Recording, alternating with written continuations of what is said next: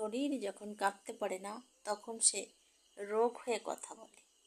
এবং অনেক সময় আমরা দুঃখ, রাগ, ভয়, অপমান এই অনুভূতিগুলোকে চেপে রাখি। সমাজ, সংসার, দায়িত্ব সব মিলিয়ে আমরা কাঁদতে পারি না।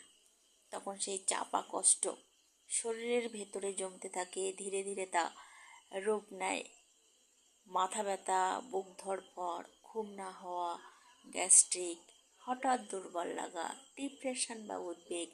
মন ও শরীর আলাদা নয়, একথা বহু মনোবিজ্ঞানী বলেছেন।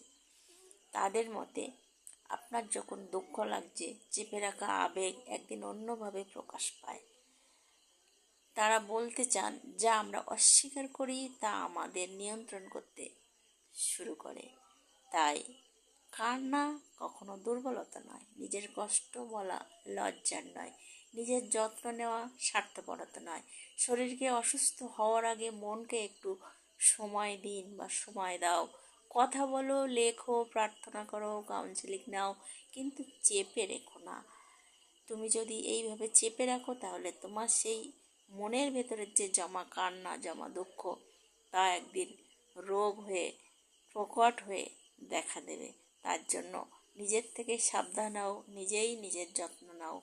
ভালো থাকো, সুস্থ থাকো। ধন্যবাদ।